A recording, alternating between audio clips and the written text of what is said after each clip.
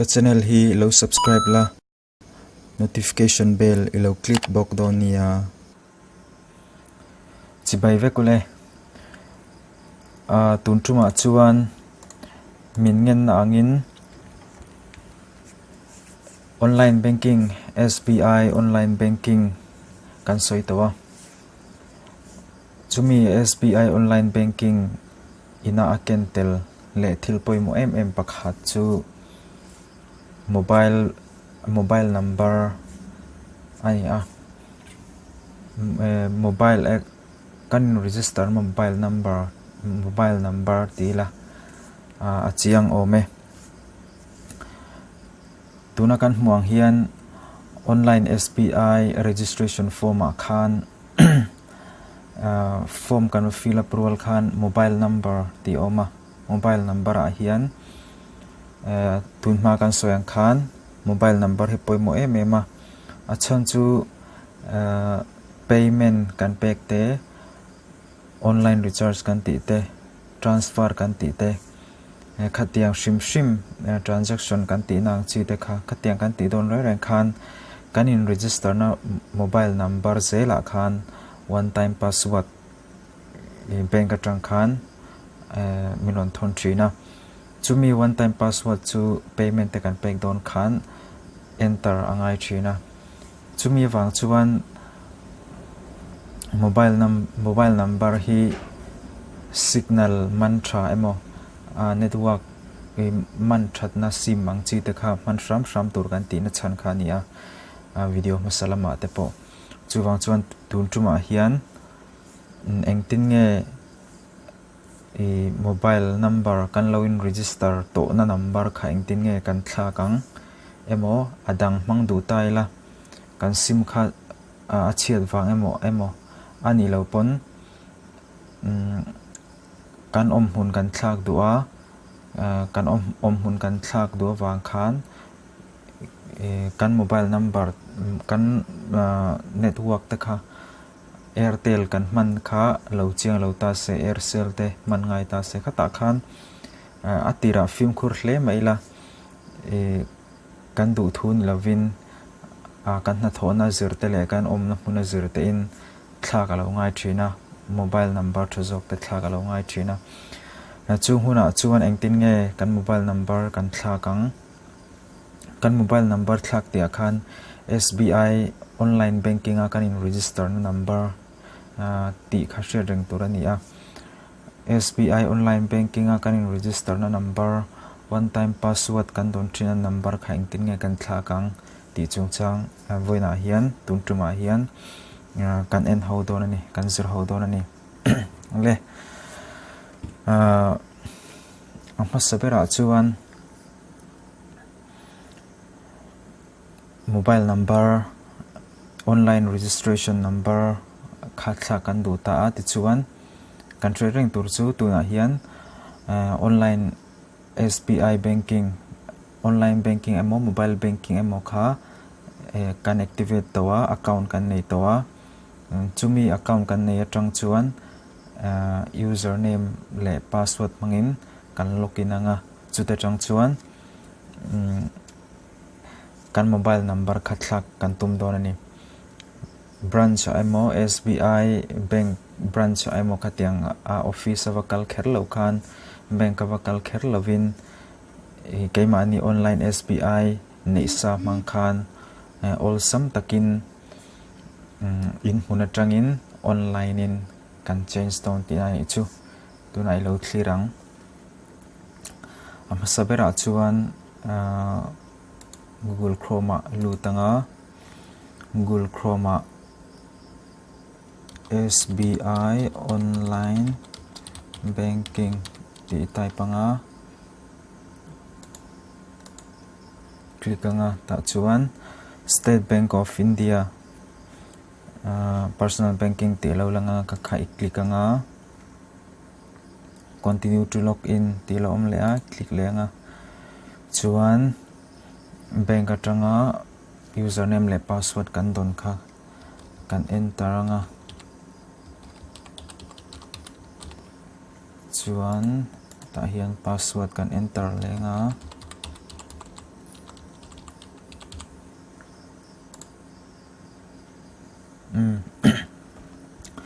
chuan kan account na kan lut ta a account na hian thil dang chu explain vak talo mai la my account and profile a hian kan lut anga atira chuan ti hian ania chuan option a hian my account and profile nuai hian kan lut anga profile ti lo ma profile hi click anga chuan option sang alo omanga chuta chuan masaber personal details and mobile ti hi click liang chuan automatic in profile password hi kada a chuan ti hian oma chuan heta hian kan profile password kha kan chulu tang hetlai profile password an te hian soibel du chu video masa kan soi tuang khan hetlai profile password le heta SBI online banking ti ila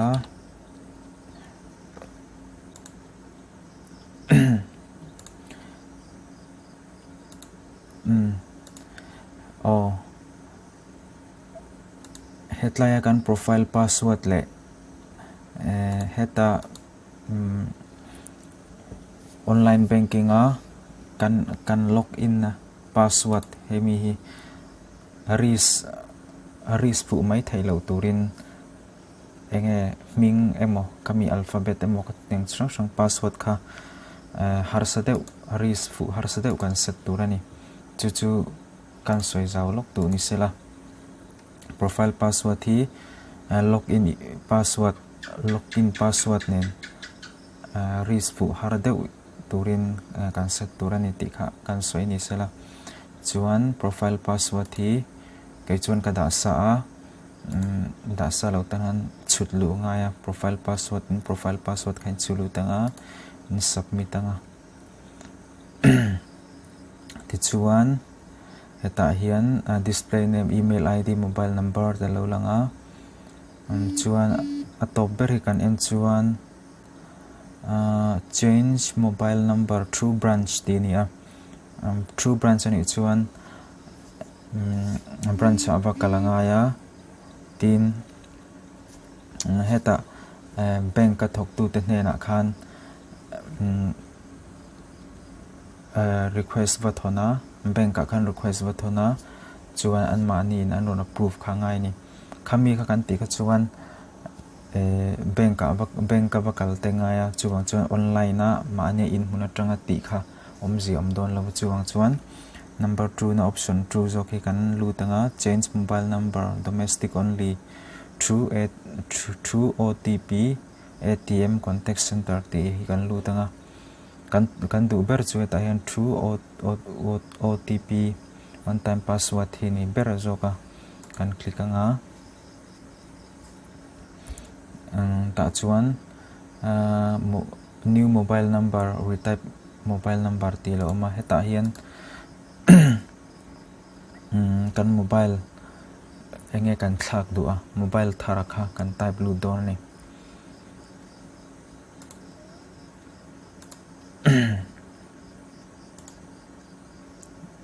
hei hi lo en hoila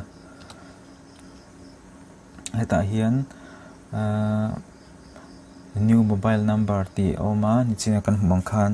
heta hian kan mobile number du ha kan click lu tanga chuan retype mobile number ti lom le kan type le nga chuan number kan enter anga kan enter ve nuwa number ngai kan enter nuwa khan kan submit anga submit kan click anga submit kan click nuwa ti hian verify and confirm your mobile number ti hi alo umanga chuan kan okay yang okay kan click anga chuan okay kan click zo a ti hian option la lenga by one time password on both the mobile number IRATA internet banking request approval through ATM ti le approval through contact center ti alo mga option pathum ita hian ahma saber by one time password on both the mobile number kan ti chuan kan mobile number hlui ya khan one time password kan donga chuan athar tuna ni chin lo ka kanin ange athar kan mandu kan bar in register number akhan one time password a hlui mi nen inang chi chi kha kan donga chuan send to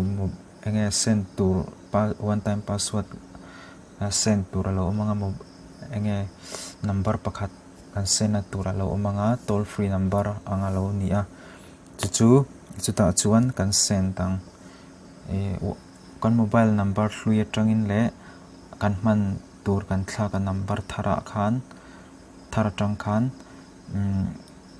kan thon ve ve ang chu chiang zokin video hi an zelila kan muzel don ni chuan hei chu internet banking number 2 na internet banking request approval through ATM hi chu ATM manga ATM buta vakala nivati nu nga ya chuna pathum nei chu bank athok te va contact nga ya request te pathuna nga ya ka chu kan ti lo tur nga la tun tuma hian chuang chon masaber hi kan tumbera ni ya chuan masaber hi kan klikang ten masaber hi kan klikanga chuan account SBI account kan man kha tuna hian kan klikang hi tuna kan man lai ni ta a chu proceed kan met lenga kan proceed zo nuwa tuna hian hi ron langa card number hi kan share tur chu ATM card number kha ni a ATM khai phoranga I card number kha I phorang ATM kan ti wang hian ATM manga kan ATM hangin kan wati don ti na ni chuang lawa chuan card number ATM card number ta hian I type lu tanga chuan valid through expiry date kha ombok ta kha I enter nga langa chuan card holders name omta ta hian account holder ming account nei to ming khani maya chuan ATM pin kha digit li nia kha enter chuan heta hian type the character you see in the picture below hi I type lut bokang tuna kan mong hian type luta na tiang hi nia chuan kan proceed tihian thanks for registering mobile number with us tilom ta chuan click here to see the guidelines for the process completion ain tia ka click here hi kan click leang chuan click here hi kan click anga chung nuwa a process alo lang ta number 1 a hian if you have chosen by OTP on both the mobile number ni china kan soyang khan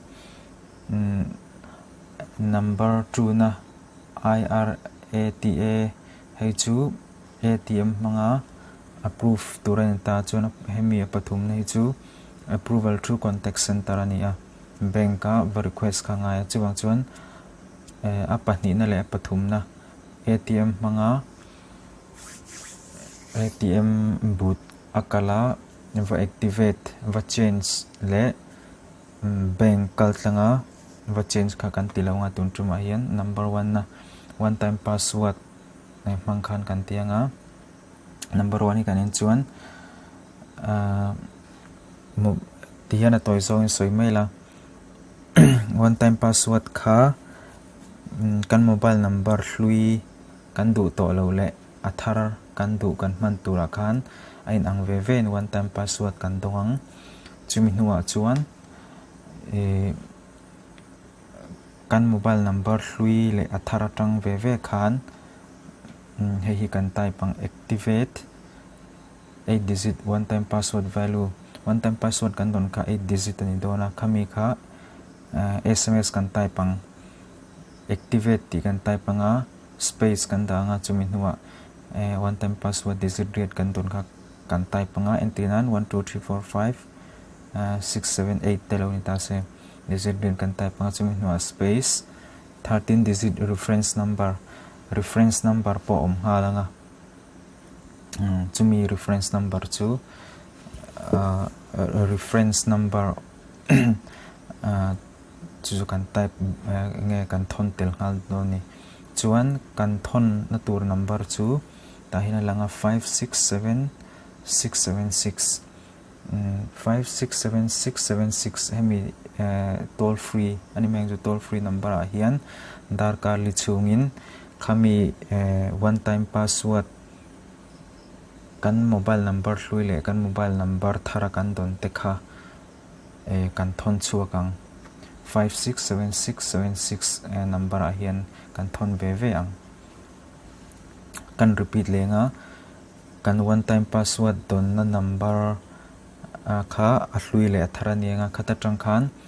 SMS kan thonang chu activate kan type potanga space one time password digit kan don ka kan type panga space kan tilenga digit som patum reference number khapo ka kan dong dona one time password rol khan heta hian aron langa example ahin activate 1 2 3 4 5 6 7 8 space um1205 tihan aron lang ta khakha kan ti dan turani chumi chu kan ti zo huna SMS kan mobile number hlui atangin le kan mobile number thara tangin 567676 ahen kan thon ve yang chumi zo nuwa chuan tuna kan hmuang hian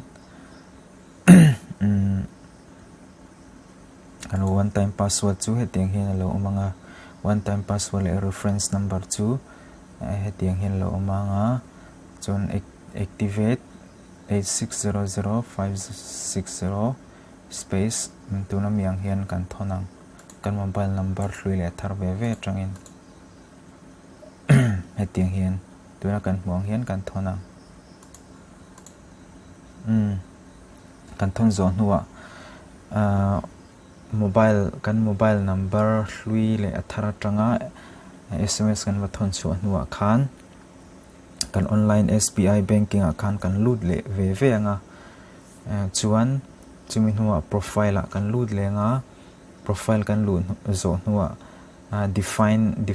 and mobile tia khan ni chinga kan lu na chi kan lu tanga ta chuan mobile thak na number tuna kan hmuang hi mobile number update alo omanga khata khan hei kan mudon ani khangzong kha ani maya a process chu chuan darkar ni thum nuwa chuan one SMS idonga SMS a chuan enge mobile online banking mobile number ithlak thu le enge successfully change tiang chi taka idongang ti chuan mobile number hlui kha deactivate to tinanianga mobile number thar tuna request zokha a success anga ti chuan payment ang chi te transfer ang chi te transaction le katiang online recharge katiang reng poisa kat nang chi le katiang thunlu na deposit ang chi reng notification ang chi poni sela tuna mobile number ithlak na mobile number thara khan khami azel khani dong tong tuna tan chuan du tok ri maila khangzong khani mai sela hria thiam lo lai te tin enge chiang vak lo emo ani lo pon thil dang hria thiam lo nei te kan omani chuan comment section a kan comment anga feedback te kan pe anga tam te kan omani chuan ron chan zel ka tum anga video te po ron siam zel ka tum don nia tuna tan chuan mutui mang tha ve kule ka channel hi ila subscribe lo ni chuan lo subscribe vela notification bell ilo click pok don nia kalome